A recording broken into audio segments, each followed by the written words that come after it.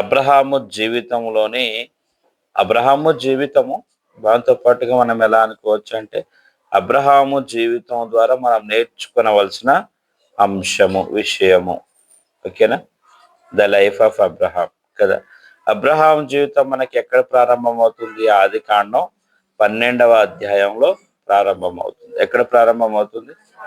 ఆది కాండం 12వ అధ్యాయంలో ప్రారంభమై 25వ అధ్యాయం వరకు అబ్రహాము జీవితాన్ని, అంటే ఇస్సాకు జీవితం కూడా కనపడుతుంది, అక్కడి వరకు మనం చూడగలం కదా. సో కెతురాన్ని పెళ్లి చేసుకున్నంత వరకు, తర్వాత ఇస్సాకు ఆయన జీవితం ఆయన బతుకుతున్న కాలంలో, అబ్రహాము వయసు 175 సంవత్సరాలు వచ్చినప్పుడు చనిపోయే వరకు మనం చూస్తాం. రైట్. నేను ప్రాముఖ్యంగా 12వ అధ్యాయం నుంచి 22వ అధ్యాయం వరకు కొన్ని పేర్లు పెడతాను సింపుల్గా మీకు అర్థం కావటానికి. 12వ అధ్యాయంలో మనం ఏం చూస్తాము అంటే ఆది కాండం 12వ అధ్యాయంలో విశ్వసించుట, విశ్వాసము, విధేయత, బలిపీఠం. 12వ అధ్యాయంలో ఏం కనపడుతుంది మనకు? విశ్వాసము, విధేయత, బలిపీఠం. ఓకే. 13వ అధ్యాయంలో ఎదుటి వారికి అవకాశం ఇవ్వడం.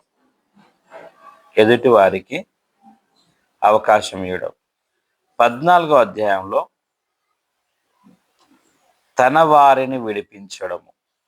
14లో ఏంటిది? తన వారిని విడిపించడం. 15లో ఎదురు చూపు. 16లో సొంత చిత్తము లేక సొంత మార్గము. 16లో 17లో దర్శన కాలము, దేవుని యొద్దకు తిరిగి వచ్చుట.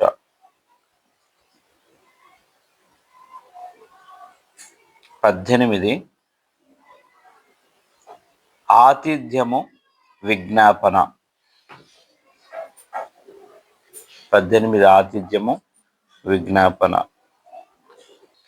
20 సొంత మార్గము, దేవుని కాపుదల.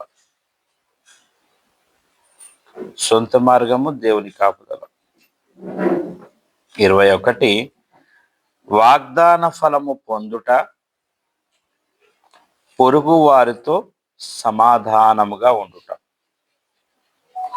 21 వాగ్దాన ఫలం పొందుట, పొరుగు వారితో సమాధానముగా ఉండుట. 22 అసలైన పరీక్ష. ఈ 12వ అధ్యాయంలో నుంచి 1 నుంచి ఎన్నో వచనం వరకు నాన్న? 9వ వచనం వరకు మనం చూసుకుంటే మనకి ఏం కనపడతాయి, మనకి ఏం అర్థం అవుతుంది అక్కడ 1 నుంచి 9 వరకు మనం చూస్తే, మొట్టమొదట దాంట్లో దేవుడు అబ్రహామును పిలవడం అన్నది కనపడుతుంది. దేవుడు అబ్రహామును పిలవడము కనపడుతుంది. నా ఇది పాయింట్ 1 అయితే, దేవుడు అబ్రహామును పిలిచి కొన్ని మాటలు చెప్పాడు. నేను నిన్ను ఆశీర్వదిస్తాను, నిన్ను ఆశీర్వదించిన వారిని నేను ఆశీర్వదిస్తాను. రైట్. ఆ మాట చదువుకుందాం ఒకసారి మనం 2వ వచనం నుంచి. నిన్ను గొప్ప జనముగా చేసి నేను నిన్ను ఆశీర్వదించి నీ నామమును గొప్ప చేయుదును, నీవు ఆశీర్వాదంగా నుందువు. ఆగుదాం. నిన్ను ఆశీర్వదించిన వారిని పైన ఏమనుంది? నేను నిన్ను 2వ వచనంలో గొప్ప జనం వచ్చేసి నేను నిన్ను ఆగండి జాగ్రత్తగా వినండి. కొన్ని పదాలను మనము జాగ్రత్తగా అర్థం చేసుకుంటేనే దాంట్లో ఉన్నటువంటి ఎసెన్స్, సారము అన్నది మనకి ఎక్కుద్ది. రైట్. గొప్ప జనముగా చేసి నేను ఆశీర్వదించేదనని ప్రభు చెప్పాడు. అంటే దాంట్లో మనకు కనపడేది ఆశీర్వాదం అన్నటువంటి అంశం కనపడుతుంది. దేవుడే నేను నిన్ను ఆశీర్వదిస్తాను అని చెప్పాడు. పాయింట్ 1. పాయింట్ 2 అంటే దానికి అనుబంధంగా ఎలా వస్తుంది అంటే, నిన్ను ఆశీర్వదించిన వారిని నేను ఆశీర్వదిస్తాను. I bless you as well as the person who blesses you, I'm going to bless you. నేను నిన్ను ఆశీర్వదిస్తాను, దేవుడు చెప్పాడు క్లియర్. నిన్ను ఆశీర్వదించిన వారిని నేను ఆశీర్వదిస్తాను. ఈ మాట చాలా ప్రాముఖ్యమైంది. ఎంత ప్రాముఖ్యమైంది అని అంటే, దేవుని చేత పిలువబడినటువంటి జనము, దేవుని చేత ఏర్పాటు చేయబడ్డటువంటి వ్యక్తి, దేవుని కృపలో ప్రణాళికలో ఉన్నటువంటి వ్యక్తిని దేవుడు ఆశీర్వదిస్తాడు అన్నది ఎట్లాంటి అనుమానం లేదు. ఎట్ ద సేమ్ టైం దేవుడు ఈ వ్యక్తిని పిలిచి ఏర్పాటు చేసుకున్నటువంటి వ్యక్తి ఎక్కడైతే ఉంటాడో, ఎవరైతే ఉంటారో, ఆ పర్సన్ స్టార్టింగ్ లో కొద్దిగా ఇబ్బందులు పడుట అన్నది జరుగుతూనే ఉంటది, అది సహజం. కానీ ఈ వ్యక్తిని ఎవరైతే ఆశీర్వదిస్తారో అంటే ఆ వ్యక్తికి అనుకూలముగా ఉంటారో, ఆ వ్యక్తికి ఇబ్బంది లేకుండా ఉంటారో, ఆ వ్యక్తికి చేదోడు వాదోడుగా ఉంటారో, తద్వారా వాళ్ళు కూడా అంటే దీని అర్థం ఏంది? దేవుని ఆశీర్వాదము కలిగినటువంటి బిడ్డలతో మనం సహవాసము చేస్తే, ఐ రిపీట్ వన్స్ అగైన్, దేవుని వాగ్దానము కలిగిన బిడ్డలతో మనం సహవాసం చేస్తే, దేవుని పిలుపు కలిగిన వారితో మనము సహవాసము చేస్తే, వారికి మనము అన్ని విషయాలలో చేదోడు వాదోడుగా ఉంటూ వాళ్ళతో మనము సరైనటువంటి ఒక రిలేషన్ని కలిగి ఉంటే, తద్వారా మనము కూడా ఆశీర్వదించబడతాం. దీనినే ఆత్మీయ క్రమము అనొచ్చు, దైవ క్రమము కృప అనొచ్చు, లేదంటే దేవుడు ఏర్పాటు చేసేటువంటి విధానం అని కూడా అనొచ్చు. దేవుడు చెప్తున్నాడు, నేను ఆశీర్వదిస్తాను, clear. The work of God, దేవుని పని, దేవుడు ఆశీర్వదిస్తాడు. దేవుడు ఆశీర్వదిస్తున్న తర్వాత కూడా ఈ వ్యక్తి ఆశీర్వదించబడ్డా లేదా అన్నది తెలియాలి కదా. ఈ వ్యక్తి ఆశీర్వదించబడ్డా లేదా అన్నది తెలియాలి అని అంటే, నీవైనా నేనైనా మనం ఎలా ఆలోచన చేస్తామంటే, మనం మెటీరియలిస్టిక్ గా, లోక సంబంధముగా, వస్తు రూపకంగా, వేరే రూపకంగా మనం ఆలోచన చేస్తుంటాం. ఇక్కడ మీరు ఆలోచన చేయండి, ఈ వ్యక్తి ఆశీర్వదింపబడ్డాడు అన్నది ఎలా తెలుస్తుందంటే, ఈ వ్యక్తికి ఎవరైతే సహాయం చేస్తారో, ఆ వ్యక్తికి ఎవరైతే ఉపయుక్తంగా ఉంటారో, ఎవరైతే అన్ని విషయాలలో ఆలోచన చెబుతో లేదంటే వాళ్ళకు నెమ్మదిగా సమాధానంగా ఉంటారో, ఆ వ్యక్తులు ఈ వ్యక్తికి సహాయము చేయట చేత వారు ఆశీర్వదింపబడుట అన్నది ఈ వ్యక్తి చేత నాకు కలిగింది, ఈ వ్యక్తి దేవుని చేత నాకు కలిగింది అన్నది ఒక సాక్ష్యముగా సమాజంలో కనబడుతుంది.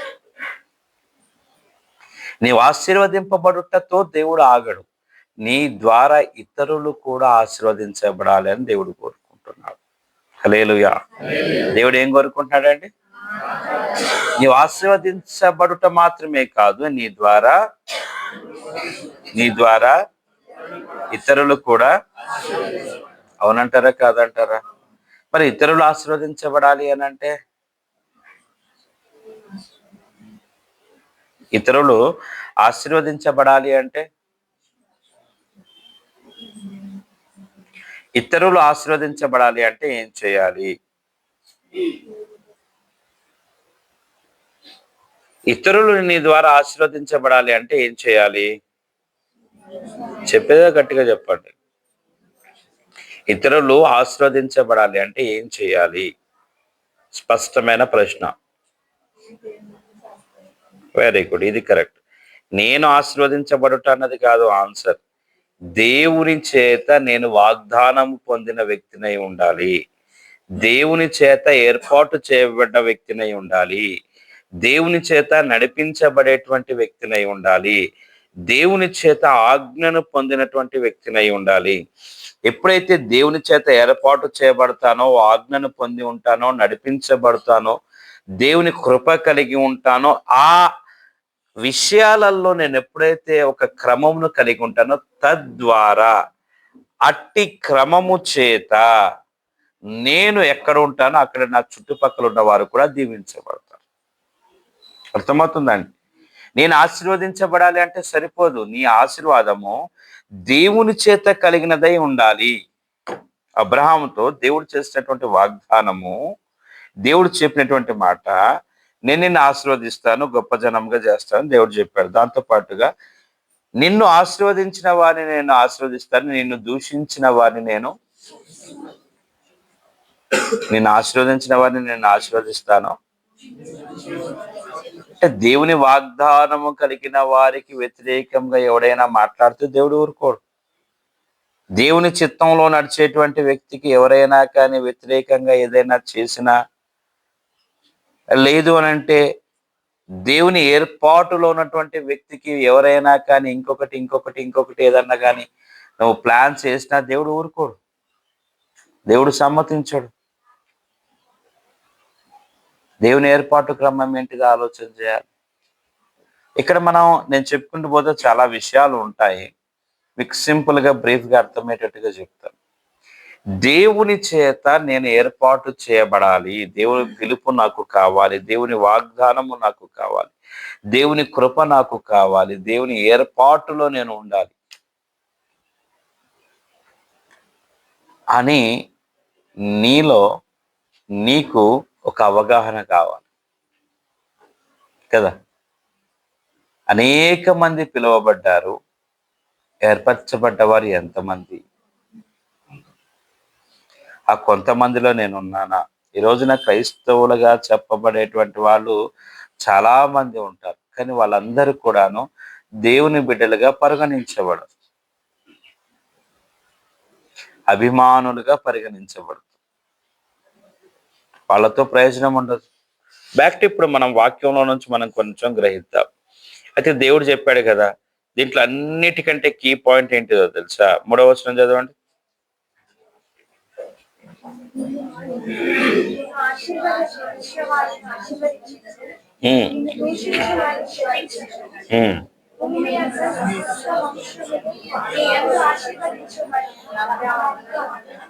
అనగా యెహోవా అతనితో చెప్పిన ప్రకారము అబ్రహాము వెయిట్. అసలు నువ్వెవరు? నీ ఐడి కార్డ్ ఏంటిది? నువ్వే దేవుడు అని చెప్పడానికి ఆధార్ కార్డు షో చెయ్యి నాకు. ఏ ఛానల్లో లైవ్ ప్రోగ్రాంలో వచ్చినావు నువ్వు? ఇవన్నీ అడగల. ఈ బిలీవ్ డైరెక్ట్లీ, నమ్మాడు. దేవుడు చెప్పిన చోటికి అదేనా ఉంది అక్కడ? చెప్పిన ప్రకారం వెళ్ళినా, చెప్పిన ప్రకారము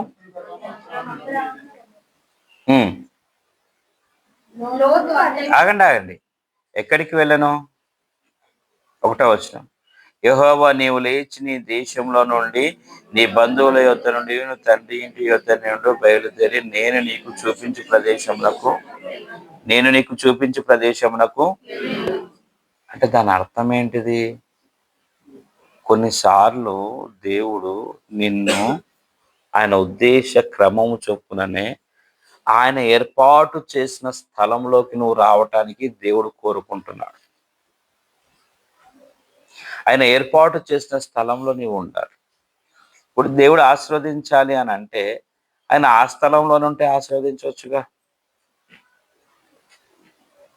ఆయన ఆ స్థలంలోనే ఉంటే ఆశీర్వదించవచ్చుగా.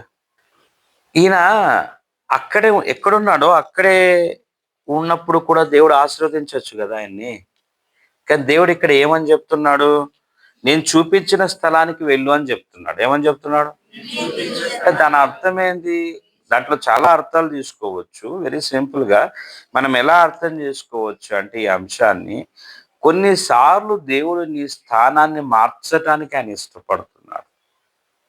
నువ్వు ఉన్న స్థలంలో దేవుడు నన్ను ఆస్వాదించు అంటే కాదు, మళ్ళీ నిన్ను ఆ స్థలానికి దేవుడు వేరే రూపంలో పంపిస్తాడు. నీ యొక్క సహవాసం మారాలి ఫస్ట్. నీ సహవాసం మారనంత వరకు నువ్వు బాగుపడవు కదా.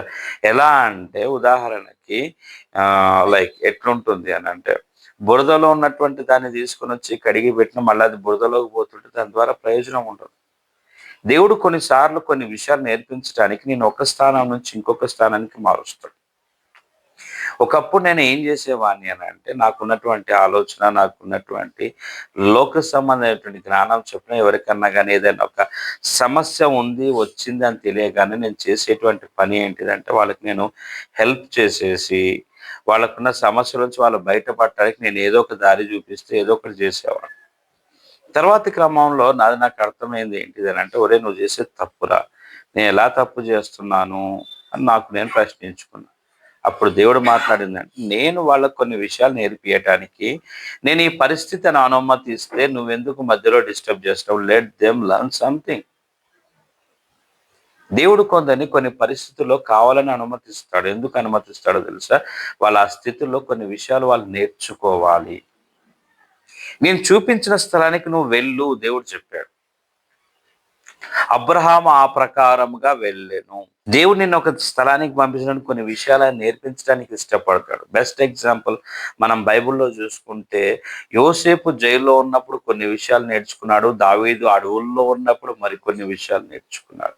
కుటుంబంలో ఉన్నప్పుడు కొన్ని నేర్చుకున్నాడు. యుద్ధ రంగంలో ఉన్నప్పుడు సౌలు దగ్గర సైన్యాధిపతిగా ఉన్నప్పుడు ఇంకొన్ని నేర్చుకున్నాడు. హెబ్రోనులో ఆయన రాజుగా ఉన్నప్పుడు, ఒక్క గోత్రానికి రాజుగా ఉన్నప్పుడు మరికొన్ని నేర్చుకున్నాడు. ప్రతి సందర్భంలో నేర్చుకోవటానికి దేవుడు ఆయన బిడ్డలకు ఆయన అనుమతిస్తాడు. నేర్పించడానికి ఆయన ఇష్టపడతాడు. దేవుడు నిన్ను ఏ విషయాలు నేర్పించడానికి ఇష్టపడుతున్నాడో ఆ విషయాలు నేర్చుకోవడం నువ్వు ఒక స్థలం నుంచి ఇంకొక స్థలానికి మారాల్సిన అవకాశం ఉన్నప్పుడు, దేవుడు చెప్పినప్పుడు నువ్వు ఖచ్చితంగా మారాలి. ఇప్పుడు ఈ 4వ వచనం ఆ మాట మనం చదువుతున్నాం కదా, 3వ వచనంలోనో 4వ వచనంలోనో ఎన్నో వచనంలో మనం చూసుకుందాం? 4 3 కదా. ఏమనుంది? యెహోవా అతనితో చెప్పిన ప్రకారం అబ్రహాము వెళ్ళెను. యెహోవా అతనితో చెప్పిన ప్రకారం Abraham, there is no question, just obedience.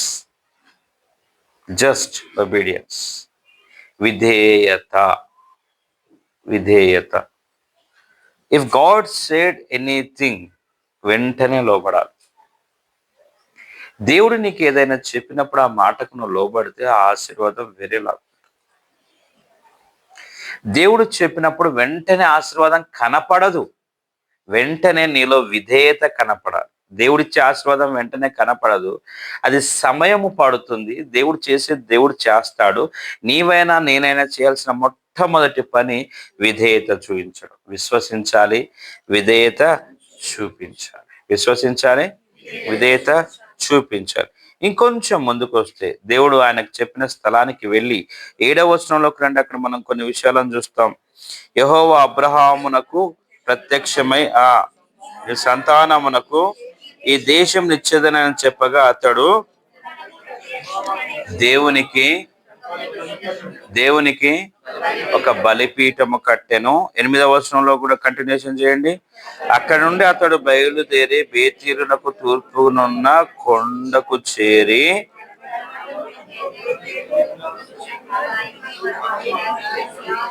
గుడారము వేసి అక్కడ యెహోవాకు బలిపీఠము కట్టి యెహోవా నామమున అబ్రహాం ఇంకా ప్రయాణము చేయుచు దక్షిణ దిక్కుకు, అది పక్కన పెడతాం, ప్రయాణము చేయుచు దక్షిణ దిక్కుకు వెళ్ళను అన్నది. దాని అర్థం స్టిల్ హీఈస్ ఇన్ జర్నీ, ప్రయాణంలోనే ఉన్నాడు. నా ఇక్కడ పాయింట్ ఏంటిదంటే, ఆయన ప్రయాణంలో దేవుడు చెప్పినటువంటి స్థలాలు, అంటే దేవుడు చెప్పిన ఫైనల్ డెస్టినీ, ఆ స్థలం ఏదైతే ఉందో, చివరి ఏదైతే ఆయన ఎక్కడైతే ఆగాలో అక్కడికి వెళ్ళేటువంటి క్రమంలో, ఇదిగో ఈ ప్రాంతం నీకు ఇస్తాను, నీ సంతానానికి ఇస్తానని చెప్పినటువంటి క్రమంలో ఇక్కడ ఇది ఇస్తానని చెప్పిన తర్వాత ఆయన బలిపీఠం కట్టాడు. ఇంకొక ప్లేస్కి వచ్చాడు, అక్కడ బలిపీఠం కట్టి మళ్ళా ప్రార్థన చేస్తాడు. బలిపీఠము కట్టే అనుభవము, ప్రార్థించేటువంటి అనుభవం. మొదటిది విధేయత చూపించే అనుభవం. ఏంటంట చెప్పాలి? మొదటిది విధేయత చూపించే అనుభవము, రెండవది బలిపీఠపు అనుభవాన్ని మనము చూస్తున్నాం.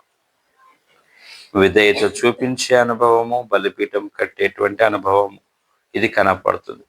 వీటన్నిటికంటే ముందుగా దేవుడు చెప్పిన మాటను విశ్వసించి, విధేయత చూపించి, బలిపీఠము కడుతూ బలిపీఠముతో పాటుగా ప్రార్థన అనుభవము మనం కలిగి ఉండాలి. నేను ఈరోజు పెద్ద మెసేజ్, లెంతీ మెసేజ్ అవి దీంట్లో అటువంటి వేరే ఏం చెప్పట్లేదు.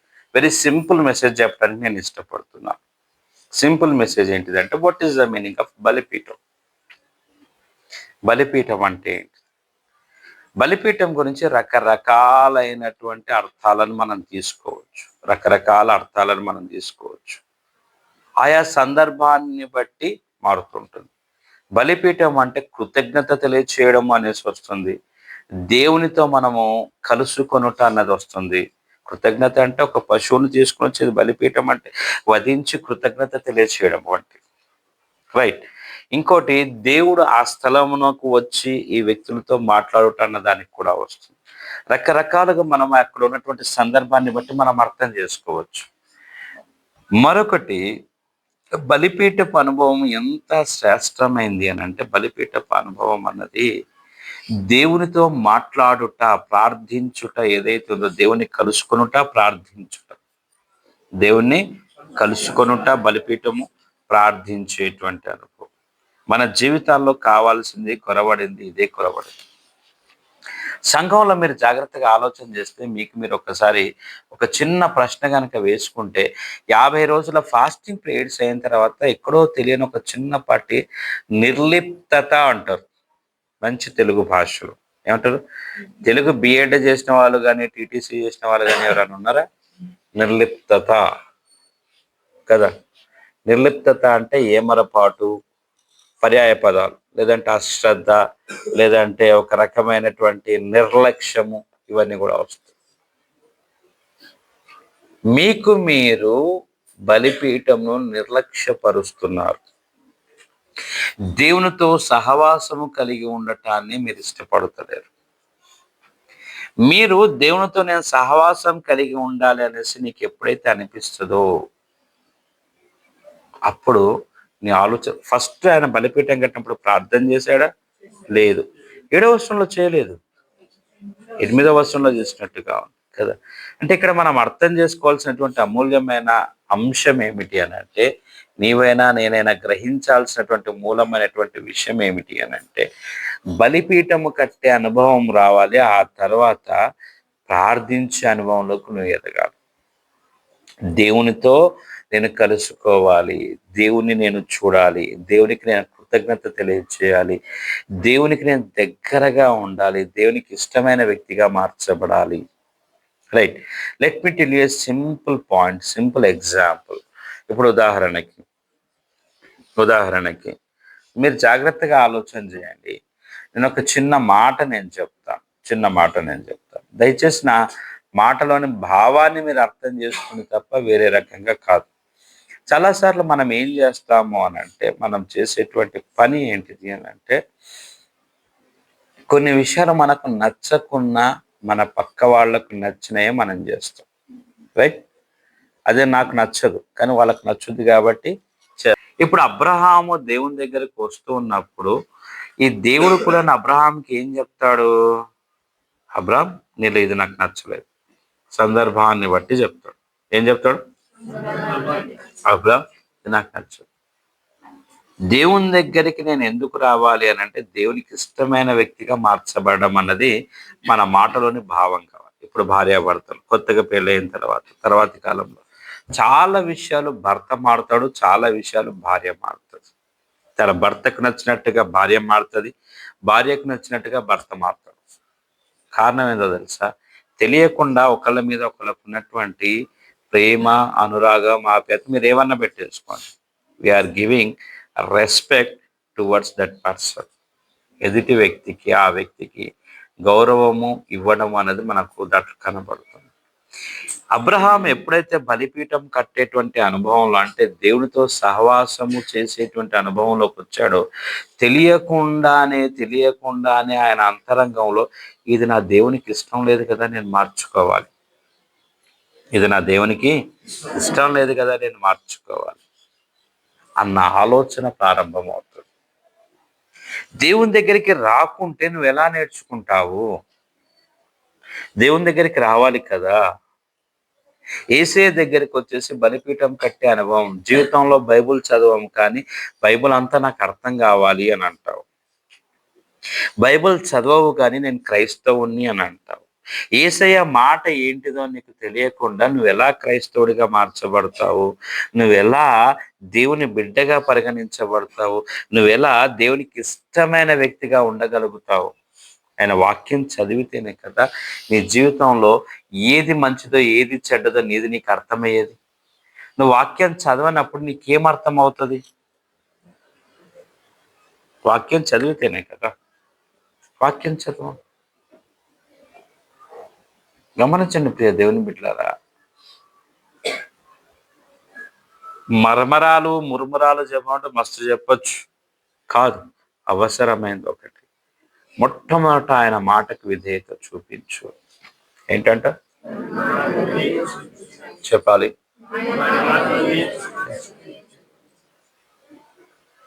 విధేయత చూపించిన తర్వాత రండి ఇప్పుడు ఒక్కసారి మనం చూసుకుందాం.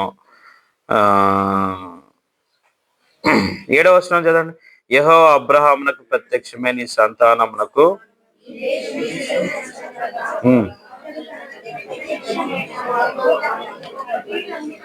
7వ వచనంలో దేవుడు ఏమని చెప్తున్నాడు? నీ సంతానమునకు,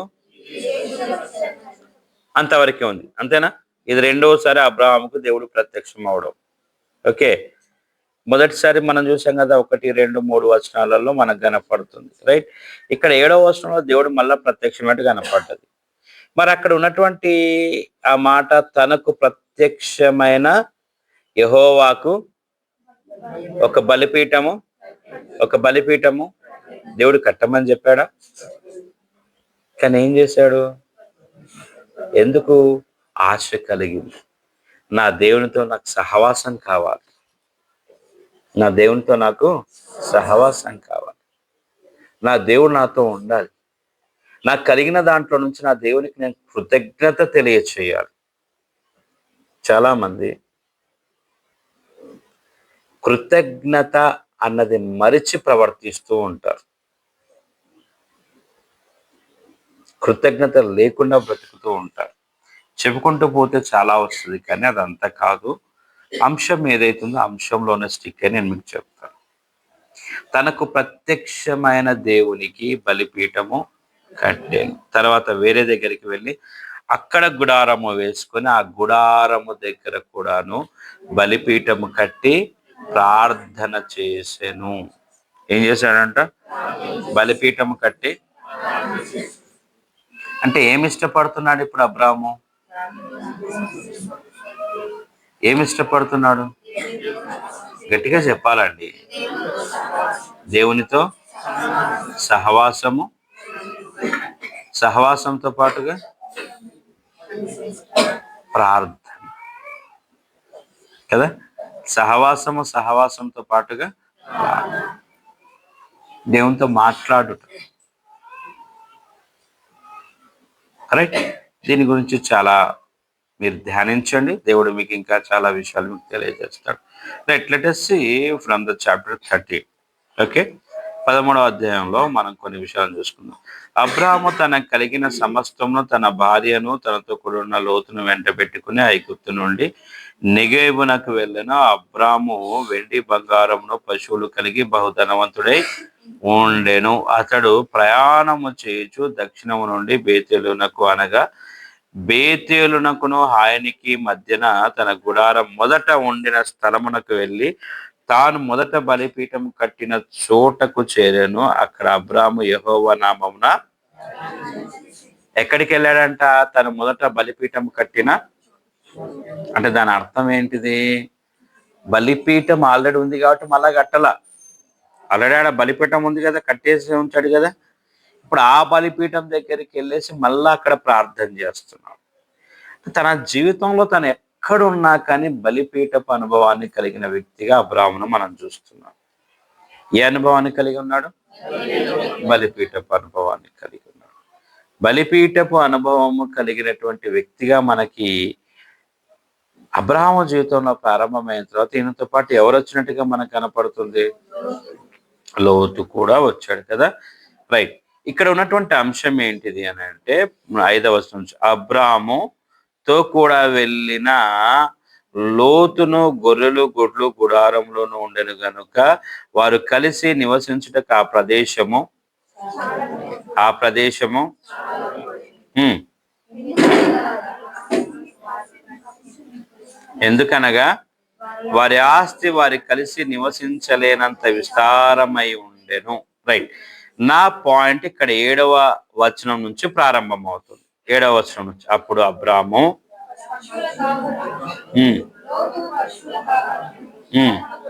రైట్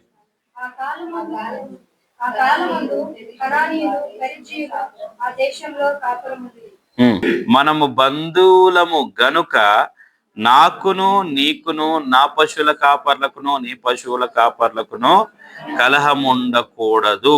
కలహము రైట్. ఎక్కడి నుంచి మనం చూస్తున్నాము? 7వ వచనంలో కలిసి నివసించలేనంత విస్తారంగా వాళ్ళకి ఆస్తి ఉంది. అబ్రహాము పశువుల కాపర్లకు లోతు పశువుల కాపర్లకు రోజు గొడవలు అవుతున్నాయా లేదా? మరి గొడవలు అవుతూ ఉంటే వాటికి పరిష్కారం కావాలా వద్దా? ఈ పరిష్కారం గురించి ఏం జరుగుతుంది అక్కడ? 8వ వచనంలో 8వ వచనంలో ఏం జరుగుతుంది? 9 కూడా చదివేద్దాం.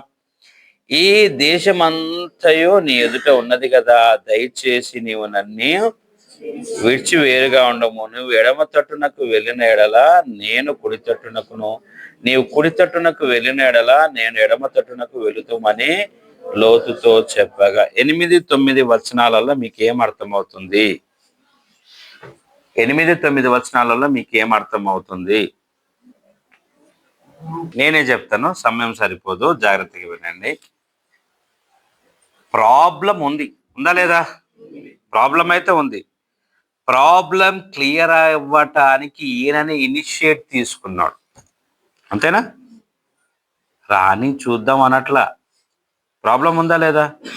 There is a problem, very clear.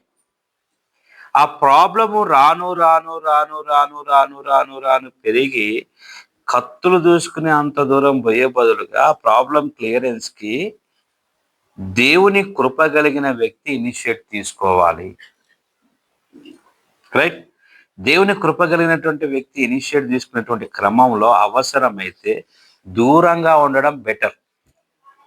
ఏంటంట? కలిసే ఉన్నాడు, దేవుడు పిలిచాడు. అబ్రాము చిన్నాన్న, వాస్తవానికి చిన్నాన్న పెద్దనాన్న. అబ్రామ్ ఏమవుతాడు? చిన్నాన్న. ఓకే. అన్న అని పిలుస్తాడు. రైట్. ఒరే నీకు నాకు ఎందుకురా గొడవ అని చెప్పి ఏం చేస్తున్నాడు తెలుసా? ఏం చేస్తున్నాడంటే ఎదుటి వ్యక్తికి చాయిస్ ఇస్తున్నాడు, ఛాన్స్ ఇస్తున్నాడు. ఎంపిక నీదే, అవకాశం నీదే.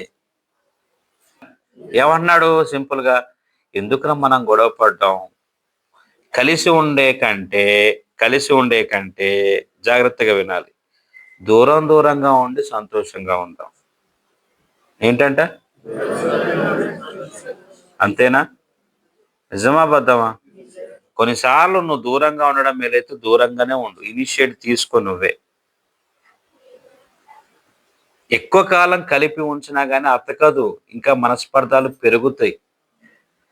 ఒకవేళ అలా అన్నా అది అనేసి ఒకవేళ మాట మంతి ఏదైనా పెరిగి ఒక చిన్న రప్చర్ అయినా కానీ నువ్వు కంగారు పడకు. Okay, let it be. ఆ టైంలో బాధ కలుగుతుందేమో కానీ తర్వాతి కాలంలో గొప్ప నెమ్మది కలుగుతుంది. దూరంగా ఉండాలంటే దూరంగా ఉండు, నువ్వే ఇనిషియేట్ తీసుకోవాలి. ఏమన్నా అనుకోని నో ప్రాబ్లం, నువ్వు ఇనిషియేట్ తీసుకో. అబ్రహాం ఇనిషియేట్ తీసుకొని అబ్రహాం చెప్పిన మాట ఏంటిది? సింపుల్ గా అబ్రహాం చెప్తున్నటువంటి మాట ఏంటిది అంటే, తమ్ముడు నువ్వు వెళ్ళు. అక్కడ ఈ అవకాశం ఇచ్చే క్రమంలో అబ్రహాంకి తెలుసు నష్టపోతాను అని కూడా తెలుసు. అబ్రహాంకి తెలుసా తెలీదా? తెలుసు. అయినప్పటికీ నష్టం నాకు కలుగుతుంది, నా పశువులకు సరైన మేత దొరకదు, నేను ఇబ్బందులు పడాలి, బెస్ట్ ఆప్షన్ వాడే సెలెక్ట్ చేసుకుంటే అది నాకు కష్టం అవుతుంది అనేసి అనుకున్న పర్వాలేదు. You should give a chance to your opponent అనుకో, లేదంటే ఇంకోటి అనుకో, కానీ హెల్తీ రిలేషన్ ఉండటానికి నువ్వు చేయాల్సిన ప్రయాసం అంతా కూడా పడు. కొంచెం దూరంగా ఉంటే ఉండని, నో ప్రాబ్లం, లెట్ దెమ్, వాళ్ళకి అవకాశం. తద్వారా నువ్వు ఇబ్బంది పడ్డా పర్వాలేదు, రిలేషన్ చాలా ప్రాముఖ్యమైనది. తమ్ముడా, ఎందుకురా నాన్న దూరంగా ఉంటావు? అప్పుడు సార్ ఎప్పుడెప్పుడు అని చూసిండు ఇట్లా చూసిండు, అప్ప సొదొమ గొమొరాను సెలెక్ట్ చేసుకొని సార్ వెళ్ళిపోయాడు. అబ్రాహాము ఒక్కడు మిగిలిండు. ఏమైంది? చదువుకుందాం ఆ మాటను, 11వ వచనం. కాబట్టి లోతు తనకు యోర్దాను ప్రాంతం అంతటిని ఏర్పరచుకొని తూర్పుగా ప్రయాణము చేసెను. అట్లు వారు ఒకరినొకరు వేరైపోయిరి. అబ్రాము కనానులో నివసించెను. లోతు ఆ మైదానమందున్న పట్టణంలో ప్రదేశంలో కాపురం ఉండి సొదొమ దగ్గర తన గుడారము వేసుకుని. లిజన్ కేర్ఫుల్లీ, చాలా బాగుంటుంది, మంచి మాట, నాకు బాగా నచ్చుద్ది. సొదొమ మనుష్యులు దుష్టులను యెహోవా దృష్టికి బహుపాపులై ఉండిరి. ఈ విషయము లోతుకు తెలుసో తెలియదో గాని మొత్తానికి ఎట్లాంటి ప్లేస్ ని సెలెక్ట్ చేసుకోండు? ఇది రాసింది మోషే, రైట్. అయిపోయిన తర్వాత స్టోరీ అంతా కూడా రాసిండు. ఇది కూడా మనం గుర్తుపెట్టుకోవాలి. ఆయన అనుభవంలో నుంచి ఆ మాట చెప్పాడు. కానీ ఇక్కడ మనం 14లోకి రండి. లోతు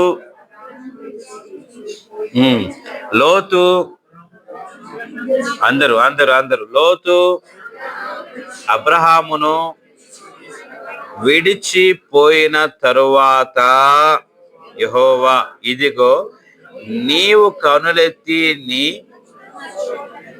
నీవు చుట్టూ ఉన్న చోటు నుండి ఉత్తరము తట్టును, దక్షిణము తట్టును, తూర్పు తట్టును, పడమర తట్టును చూడుము. ఎందుకనగా నీవు చూచుచున్న ఈ దేశమంతటిని నీకును నీ సంతానమునకును సదాకాలం ఇచ్చేదను. మరియు నీ సంతానమును భూమి మీద నుండి ఇసుక రేణువుల వలె విస్తరింపచేసేదను. ఎట్లనగా ఒకడు భూమి మీద నుండి రేణువులను లెక్కింపగలిగిన ఎడల నీ సంతానమును కూడా లెక్కింపవచ్చును.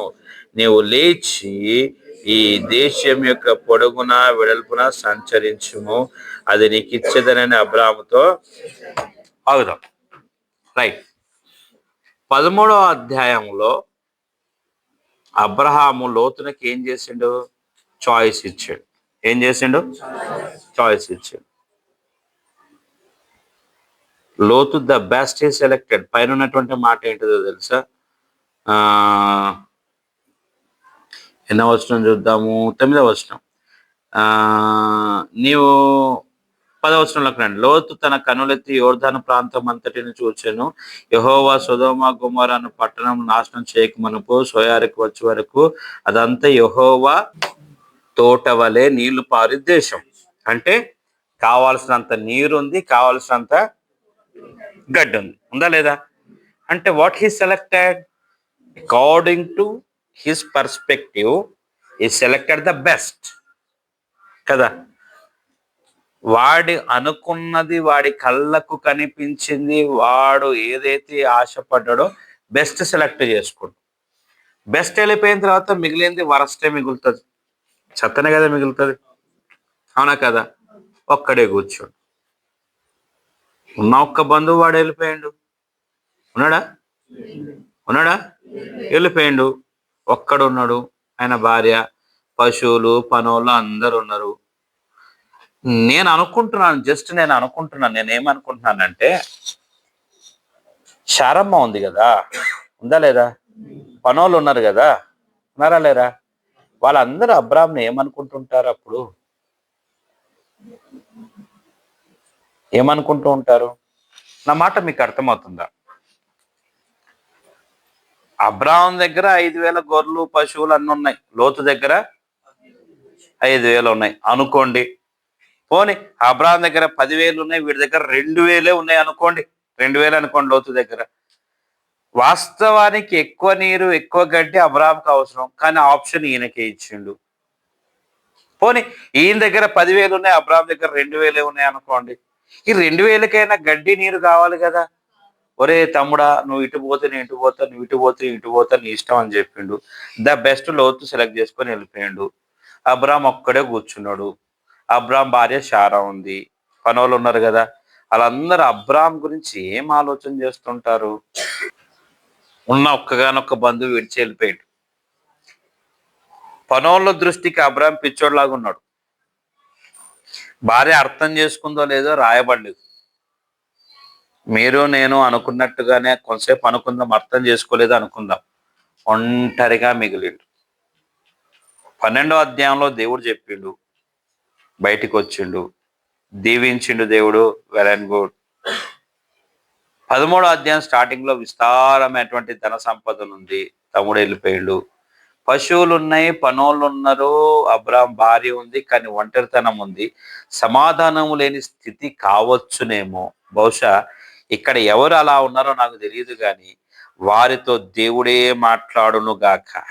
ఇప్పుడు దేవుడు సంకల్పించుకొని మాట్లాడుతున్నాడు. ఏమంటున్నాడు తెలుసా? 13వ వచనంలో, 14వ వచనంలోకి వస్తే మనము, లోతు అబ్రాహామును విడిచిపోయిన తరువాత యెహోవా, ఇదిగో నువ్వు కనులెత్తి ఉన్న చోటంతా చూడు. ఇప్పుడు అబ్రహాముకి దేవుడు చాయిస్ ఇస్తున్నాడు. నీ ఇష్టం, select your choice, select what ever you want. నీకు ఏది కావాలో సెలెక్ట్ చేసుకో. తూర్పు, పడమర, ఉత్తరం, దక్షిణం, ఎంత తిరుగుతావు అంత తిరుగు. ఇది నేను నీకు ఇచ్చేస్తాను, ఇది నేను నీకు ఇచ్చేస్తాను. ఆలోచన చేయండి, అర్థం చేసుకోండి. నీతో మాట్లాడే వాళ్ళు ఎవరు లేకపోవచ్చు, కానీ యేసయ్య నీతో మాట్లాడటానికి సిద్ధంగా ఉన్నాడు. ఎవరు లేరు నీతో మాట్లాడటానికి, ఒంటరిగా మిగిలాడు. అందరికీ నువ్వు పిచ్చోడ్లా కనపడుతున్నావు, అందరికీ నువ్వు లెక్కలేని వ్యక్తిగా కనపడుతున్నావు. ఏంది అబ్రాహాం ఇలా చేశాడు? అబ్రాహాం ఆలోచన నుండి చేస్తున్నాడు, ఆలోచన లేకుండా చేస్తున్నాడు? అర్థం కాదు. రకరకాల సందర్భాలు, రకరకాల పరిస్థితులు, రకరకాలైనటువంటి స్థితిగతులు మనకు అక్కడ కనపడుతూ ఉండవచ్చునేమో. ఇక్కడ గనక ఆలోచన చేస్తే, అర్థం చేసుకుంటే, నీ ఒంటరితనంలో నీకు సమాధానం ఇచ్చే యేసయ్య నీ దగ్గరికి వచ్చి నీతో మాట్లాడుతున్నాడు. అబ్రాహాం, వాడు అటు పోయిండు అనేసి నువ్వు బాధపడమాక. ఇంకొక మాట అక్కడ చక్కగా రాయబడ్డది, లోతు విడిచి వెళ్ళిన తరువాత. లోతు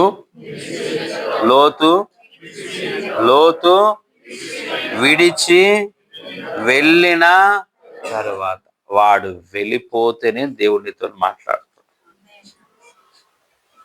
నీ జీవితంలో ఎంతమంది లోతులు నీతో ఉన్నారో నాకు తెలియదు. ఏ సందర్భము లోతులాగా నిన్ను పీడిస్తుందో నాకు తెలియదు. ఏ బంధువు లోతులాగా ఉన్నాడో తెలియదు, లేక లోతుతో నీవే సహవాసం చేస్తున్నావో తెలియదు. లోతును విడిచే సమయం వచ్చింది, లోతును విడిచిపెట్టు, నువ్వు బాగుపడతావు. కష్టమే, ఇట్స్ నాట్ ఈజీ థింగ్, చాలా కష్టం. అందులో అబ్రహాము మంచి ఏమంటారు, ప్రేమ కలిగిన వ్యక్తి. పనోళ్లను ఓనర్ల లాగా చూసుకునేవాడు, భాగస్తులు, వాళ్ళకి షేర్ ఇచ్చేవాడు. తన ఇంట పుట్టి అలవర్చుకున్నటువంటి వాళ్ళని రాయబడ్డది. పెద్ద పాలేరు ఉంటాడు ఎలియాజర్, వీడే నాకు సమస్తం అనేసి డిక్లేర్ చేస్తాడు కొంత సమయంలో. అంటే ఇక్కడ ఉన్నటువంటి సందర్భాన్ని మీరు అర్థం చేసుకొని పనులను చాలా మంచిగా చూసుకుంటాడు. పనులని అంత మంచిగా చూసుకున్నప్పుడు తన తమ్ముని ఇంకంత జాగ్రత్తగా చూసుకుంటాడు. పిల్లలు లేనటువంటి అబ్రహాంకి లోతు పిల్లలు వాళ్ళ ఇంట్లో పుట్టి పెరిగినటువంటి పిల్లల్లాగా ఉంటారు. ఇంత చక్కగా చూసుకునేటువంటి ఈ రిలేషన్ ఇప్పుడు దూరం అయిపోతుంటే, దూరం అవ్వటానికి దేవుడే ఆలోచన ఇచ్చాడు. వాళ్ళు దూరం అయిపోవడం మేలు, వాళ్ళు వెళ్ళిపోతేనే నువ్వు బాగుపడతావు. Give them a choice. వాళ్ళు వెళ్ళని, వాళ్ళకి సెలెక్ట్ చేసుకొని వాళ్ళు వెళ్ళనివ్వండి, వాళ్ళు వెళ్ళడం నీకు మేలు. అప్పుడే దేవుడు నీతో మాట్లాడు. అబ్రహాం ఫస్ట్ చెప్పే మాట ఇప్పుడు ఏమన్నాడు తెలుసా? ఈ ప్రాంతము మొత్తం నేను నీకు ఇస్తాను. ఫస్ట్ ప్రాంతము, 2 సంతానం. మొదటిది ప్రాంతము, స్థలము, దేశము అని అర్థం. ఆ తర్వాత సంతానం. I'll give you. నీ ద్వారా ఈ భూమి మీద ఉన్న సమస్త జనులు ఆశీర్వదించబడతారు. అగైన్ అక్కడ జరిగింది, కొంచెం క్లోజ్ చేసేస్తాను. 18వ వచనం, అప్పుడు అబ్రాము తన గుడారము తీసి హెబ్రోనులో ఉన్నటువంటి మమ్రే దగ్గర ఉన్న సింధూర వృక్ష వనములో దిగి అక్కడ యెహోవాకు, మళ్ళీ ఇక్కడ అబ్రాముతో పాటు ఏం కనపడుతుంది ఇక్కడ మనకు? బలిపీఠం. అబ్రాం ఒంటరివాడో కాదు, దేవుడు అతనితో ఉన్నాడు. ఎవరున్నారు? చెప్పాలి, చెప్పాలి. అందరూ మళ్ళీ ఆలోచన చేయండి. సింపుల్గా అబ్రామ్ చాయిస్ ఇచ్చాడు, ఛాన్స్ ఇచ్చాడు. అబ్రామ్కి దేవుడు ఇచ్చాడు. ఎవరిచ్చారు? దేవుడు ఇచ్చాడు. వాడు నీ దగ్గర ఉన్న బెస్ట్ తీసుకోవచ్చేమో, కానీ దేవుడు ఇచ్చేది ఫర్ ఎవర్ ఉంటుంది. వాడికి ఇచ్చింది కొంతకాలమే ఉంటుంది. తర్వాత పిచ్చోడిలాగా ఒంటరిగా మిగిలిపోయాడు ఆ కొండ మీద. భ్రష్టు పట్టినటువంటి 2 జనాలకు తండ్రిగా మిగిలిపోయాడు. అబ్రామ్ ఫర్ ఎవర్, యుగ యుగాలు నిలబడేటువంటి కృప అబ్రామ్కి దేవుడు ఇచ్చాడు. దేవుడు నీకు చాయిస్. యేసయ్యనే నీ స్వాస్థ్యం, యేసయ్యనే నీకు సమస్తం, యేసయ్య నాతో ఉన్నాడు అనేటువంటి ఒక నిరీక్షణ నీలోకి రావాలి. దేవుడు ఎవరితో మాట్లాడాలనుకుంటున్నాడో తెలియదు. నువ్వు ఒంటరిగా ఉన్నావేమో, నాకు తెలియదు. ఎవరు ఆ రకంగా ఒంటరిగా ఫీల్ అవుతున్నారో తెలియదు. నీ వాళ్ళు, నీ కట్టుకున్న భార్యనే కావచ్చు, భర్తనే కావచ్చు, పిల్లలే కావచ్చు, నీతో పనిచేసే వాళ్ళే కావచ్చు, వారు నేను అర్థం చేసుకోలేని స్థితిలో ఉన్నారేమో నాకు తెలియదు. నీవు గనక యథార్థ హృదయంతో ఉంటే యేసయ్య నీతో మాట్లాడటానికి ఇష్టపడుతున్నాడు. ఇదే సారం, ఈరోజు వాక్య సారం. యేసయ్య నీతో మాట్లాడటానికి ఇష్టపడుతున్నాడు. కోల్పోయిన దాని గురించి బాధపడమాక. అది కాదు, అది దేవుడు నీకు ఇచ్చింది కాదు, దేవుడు నీకు ఇక నుంచి ఇవ్వబోతున్నాడు. ఇక నుంచి దేవుడు నీకు ఇవ్వబోతున్నాడు. వాడు ద బెస్ట్ తీసుకున్నాడేమో, తీసుకొని వాడు తీసుకునే దగ్గర అన్ని ఉన్నట్టుగా కళ్ళకు కనపడుతుందేమో. దేవుడు ఇచ్చే దగ్గర ఏమీ లేకపోవచ్చు, కానీ సమస్తమును కలగ చేసే యేసయ్య కృప నీతో కూడా ఉంది కదా. ఈ విషయాన్ని నువ్వు ఎలా మర్చిపోతావు? ఇదే అధ్యాయం తర్వాత 14వ అధ్యాయంలో లోతు సమస్తాన్ని కోల్పోతే, ఏమీ లేని దగ్గర రాతి స్థలాలలో, ఇసుక ప్రాంతాల్లో ఉండి దీవించబడ్డ అబ్రహాము వెళ్ళి మళ్ళా లోతును విడిపించుకొని వచ్చాడు. వాక్యం మనకు తెలియజేస్తుంది. వాక్యంలో నుంచి మనం అర్థం చేసుకోవాల్సినటువంటి విషయము, వాక్యపు అవగాహన, వాక్యంలో నుంచి మనకు అర్థం కావాల్సినటువంటి సారము ఏమిటి అని అంటే, ప్రియ దేవుని బిడ్డలారా, దేవుడు నీతో ఉంటే ఎడారిలో ఊటలను ప్రవహింపచేసే దేవుడు మన దేవుడు. ఏమీ ఉండకపోవచ్చు, ఏది కనపడకపోవచ్చు, నీ కళ్ళకు కనపడదు, అర్థం కాని స్థితి. దానిని మార్చుటకు శక్తివంతుడు మొదటగా నీతో మాట్లాడటానికి ఇష్టపడుతున్నాడు. విధేయత చూపిస్తావా ఆయన మాటకు? లోబడతావా ఆయన మాటకు? ఆయన చెప్పిన దాన్ని ఇష్టపడతావా? తలలు ఉంచు, కళ్ళు మూసుకో, ఒక చిన్న ప్రార్థన చేసుకుందాం.